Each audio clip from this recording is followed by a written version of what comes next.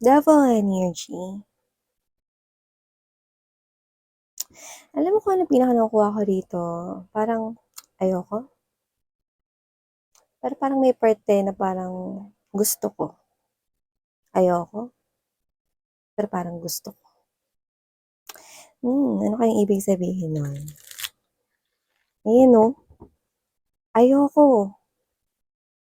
Nagmamatigas rito ang energy, so posibleng kayo 'to or yung energy na ka-deal ninyo. But for some reason, I'm picking up that it's yours, but we're gonna find out other informations. But there's this defensive energy, like ayoko pero parang gusto ko. What? You're trying to fight this out, but it looks like ayaw mo naman talaga itong paglabanan. There's a part of you na parang gusto mo 'tong ilaban. Yan. What is this all about? Thank you so much, Archangel Michael, together with the angels and spirit guides. Let's see what's really going on and what is this all about.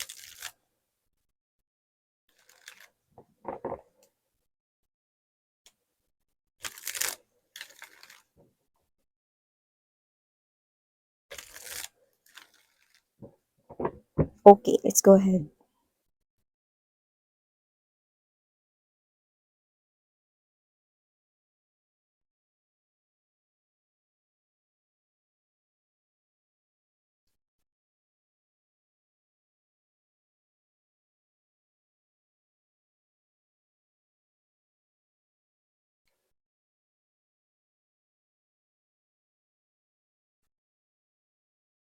No. Nice. 10 of Cups, and right at the heart of your reading is the Two of Cups energy. Wow! Marriage bingo. So, wow, I do pick up that this is some kind of that love fated, no, story for you guys. So, let's see. Look at that. Look at that. Whoever this individual is, tinan mo yan, no? Yung dala-dala niya rito, yan, no? Yung dala-dala niya rito na Ace of Coin energy sa kanyang kamay, no, is as big as this. So, definitely, this is a very, very solid offer. And this is coming in as a wish fulfillment mo. Nine of Cups energy. So, before we talk more about this for you guys, let me just greet everybody. Hi and hello there everyone. Thank you so much sa patuloy at wala ninyong sawang pagsuporta. However, meron akong announcement, no? Because alam niyo naman na hindi uso sa akin ang Labor Day. Dahil dun sa mga nakasama ko na since nung nagsimula pa ako dito, alam naman nila na marami akong ginagawa, marami akong work.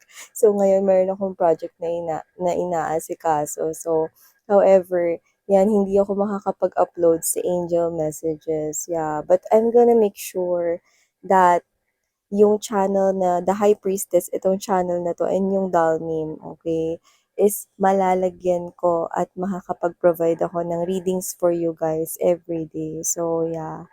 So, thank you so much for your understanding and patience. And I'm choosing this two channels to remain. It is because meron ditong wider energies, no? Who is kayo yun, guys, no? Na mas malaki yung sakop ng energies dito. So, this is something here na gusto kong gawin na platform, no, para magpatuloy pa rin yung guidance and messages dito, no. So, I'm gonna make sure na hindi ko hihinto tong two channels na to, kaya wag kayong mag-worry. Okay?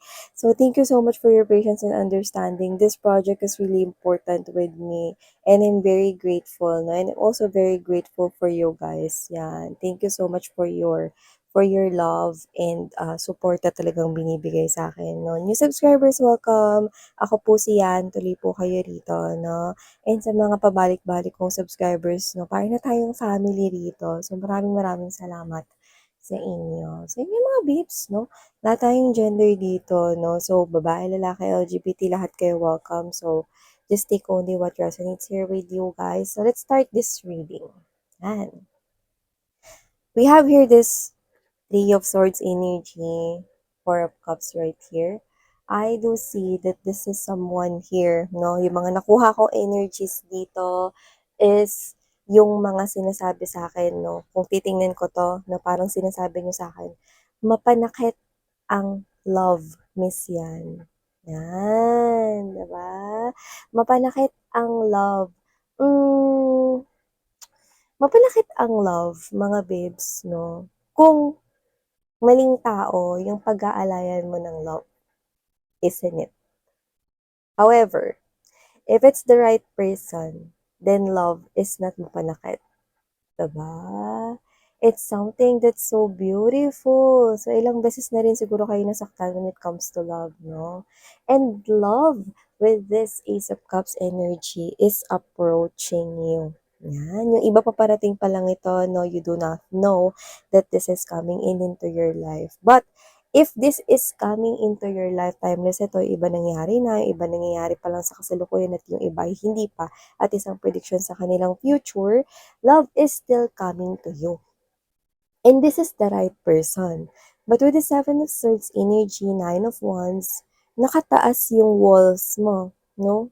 You are closed off with this love, no? This is you because you've got hurt, no? Pwedeng for so many times before when it comes to love, or pwede rin naman na hindi naman so many times, pero minsan ka lang siguro nagmahal in the past, pero nasaktan ka pa. You end up, no, na parang nasaktan ka because of that. And it's too painful for you to bear. Okay? So, I do pick up that this is you. You're tired already, no? So, you are just running and escaping from this new love, no, na dumarating sa'yo. Yan, no? So, dito nakikita ko na parang, ayun na naman yung new love eh. Paulit-ulit, paikot-ikot lang tayo dito, parang kanta ni ano eh. No, ni Sarah Geronimo, di ba? Tumatakbo. Yan, no. So, ikot-ikot lang, di ba? Ikot-ikot lang yung sinasabi niyo sa akin dito, no? Darating, tapos, mamahalin ka lang, saglit, lalayas na naman, aalis, masasaktan ulit, ganun na naman, ikot-ikot, darating, sasaktan ulit, aalis. Yan. Parang ganun sinasabi mo dito, ay, hindi ko niyan i-entertainin, miss yan. Ayoko na ng love, hindi yan for me. Yan yung sinasabi niyo sa akin dito. O, ano ba kayo, guys? Masarap magmahal. At masarap rin mahalin, no? Promise, sinasabi ko yung totoo. Promise, ang sarap ng feeling pagka nagmamahal ka, no? Ang sarap ng feeling lalo kapag ka minamahal ka, no?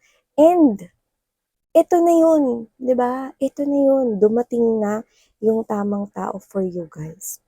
Ito na yun, no? Ito na yun, kaya wag mo tong takbuhan, no? Ito yun. Hindi ito yung klase ng love na naranasan mo before. Hindi ito yung klase ng love na tinalikuran ka before.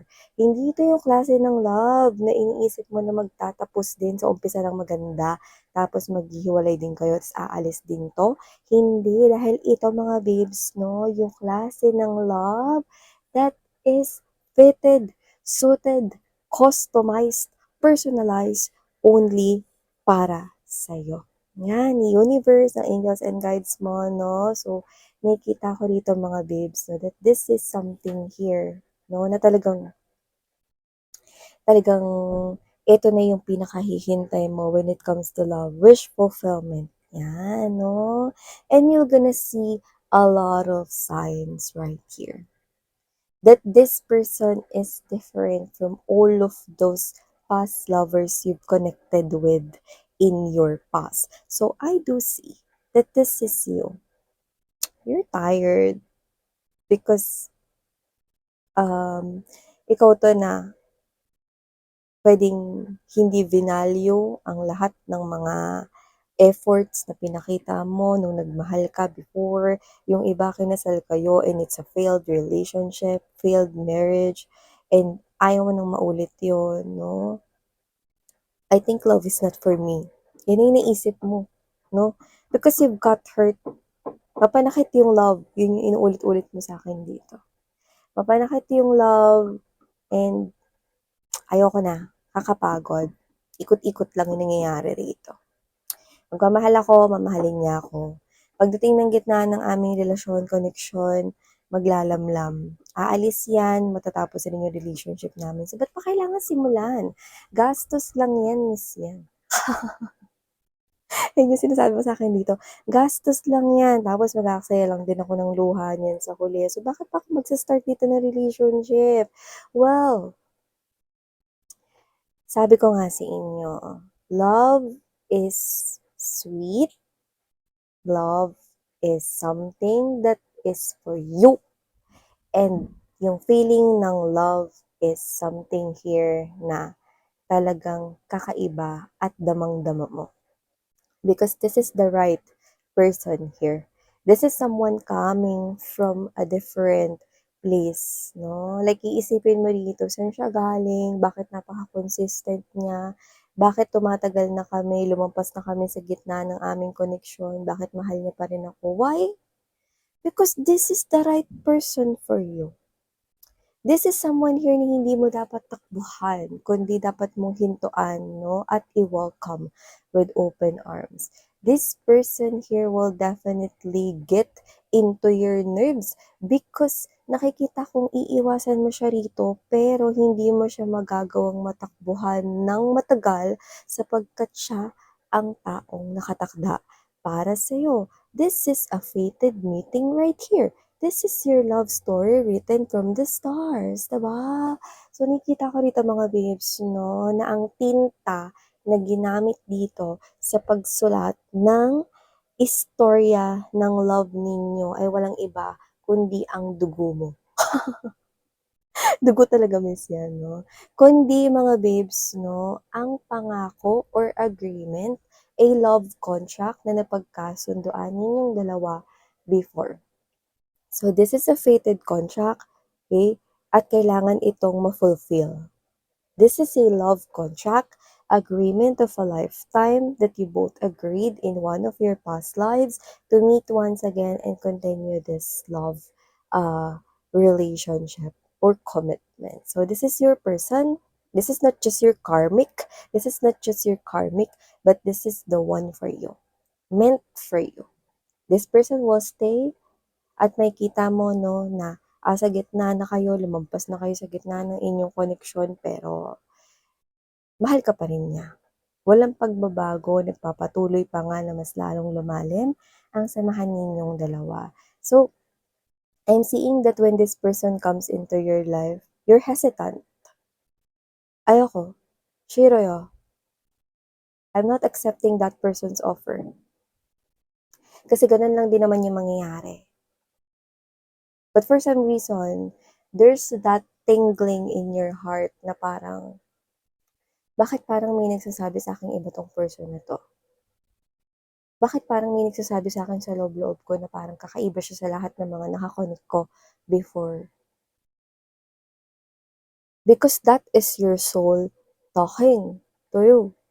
That is your soul talking to you. Your soul that met this person's soul in one of your past lives, your soul that made that agreement, okay, sa soul ng person na to, recognizes that this is the person na nakatakda for you. So, this is something here that you cannot escape from. This is something here, okay, na talagang makikita mo, no, na itong tao na to ay kakaiba. At itong klase ng tao na to, no, ito yung tao na kahit tumakbo kang palayo sa kanya, you will still find yourself na bumabalik at bumabalik sa taong ito. Because this is your fated person. Someone meant for you. So, I do see, no? Yeah. Huwag kayong matakot magmahal, no? Give it a go, okay? Marriage is here. Marry this person. Mm. I really, if this reading is yours, sobrang i-recommend ko marriage dito, no? Sul-sul yung reader. Marriage, no? Pakasalan mo siya. Deserve mo. Deserve mo yung, yung person na to. Deserve ka rin ng person na to. Yun yung nakikita ko rito. Promise. Love will be the sweetest thing of all para sa'yo dito. Subukan mo magmahal. Sobrang sarap magmahal, babes. Promise. Cross my heart. Sobrang sarap magmahal, that it gets into your bones, it gets into your veins, it gets into every part of you, every corner of your heart feels like it's dancing because it's love. You feel happy every day. You feel safe for no reason. It's just that you just love how it feels to be in love with someone. Nag-aalaga, nagbabantay sa'yo, who always cares for you, who always makes sure that you're happy. Just seeing this person here, sobrang sarap sa paningin. Sobrang sarap sa pakiramdam, magmahal. At syempre naman, no, masarap lang naman talaga magmahal pag siya yung tamang tao. Eh, siya yung tamang tao for you. So, wag mo siyang takbuhan, babe. Okay? This is the person here meant to stay in your life. This is the person here na answered prayer mo, Nine of Cups energy. No? Yung Nine of Cups mo dati, nakabaliktad yan, ibig sabihin, okay, dumating ka dun sa punto na pwedeng uminom ka, no? Hanggang sa hindi mo na kaya, no? Yung ininom mo, nagkanda, throw out ka na nagkanda, passed out ka na, no? Because of too much crying. Iba sa inyo, ininom nyo yan ng alak, no? You've been through a lot because of failed relationships before. Because they are the wrong ones. And this one coming into your life is the right person for you. Diba? This is your person here, honey. So don't run away from him or her. This person is offering you this kata. Yung ino-offer niya, hawak niya sa kanyang kamay, ay ganito kalaki. Diba? So this is something here that's very sincere, coming from the ground up, and this is something here will be very serious in this relationship, building this relationship here with you. Yeah, you're hearing that song. You know that song?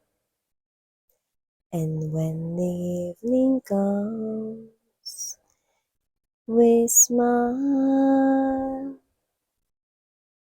So much of life ahead. See? So whatever the case may be, malalampasan ninyo ang bawat challenges araw-araw, no? Matutulog kayo, no, at night with that very genuine smile on your faces, no? Na nalampasan ninyo yung very obstacles in every test na tinuthrow sa inyo, no, ng life, no? And life will be so beautiful. Ang daming paparating pero kaya niyong dalawa. Okay? This is the relationship na dapat mong simulan dahil hindi naman ito matatapos. At taray! Ito yung klase ng relationship na worth it na simulan at talaga naman na worth it na dumive ka ng mas malalim kahit laliman mo pa ng laliman ito, hindi ka masasaktan. And I guarantee you that. Because this is your person and love will be the sweetest thing of all. Okay? Go ahead. Okay? Go ahead and try, no? Na tanggapin itong tao na to. Okay? Promise, sobrang sarap ma-in love sa tamang tao. Yeah. Promise, promise, promise, promise, promise. Sobrang nakaka-in love, ma-in love sa tamang tao. So, thank you so much, sweetheart. Yeah, by the way, I'm seeing right here numbers 22, which is very good because that is the soulmate number. 22, your soulmate is already inside the the area of your life, okay? So, I do pick up that this person here is coming into your life pretty soon, kung wala pa siya sa life ninyo. And I'm also seeing right here number 1 and number 3. So, alam mo ba na ang angel numbers 1, 2, or 3, or spiritual numbers 1, 2, 3, okay, is the most powerful indication that this is really the one meant for you. So if you could be seeing right here a lot of number 1, a lot of number 2 everywhere, a lot of number 3, those 1, 2, 3, 3, 2, 1, whatever, rumble mo man yan, no, rambulito, rambulito. Ano man dyan, that's a big indication that this person meant for you is approaching you pretty soon or already in your life. So thank you so much, sweetheart, and please do check out the Dalnim channel. The link is down below. Thank you so much. Sarang heyo. Love and light. Annyeong.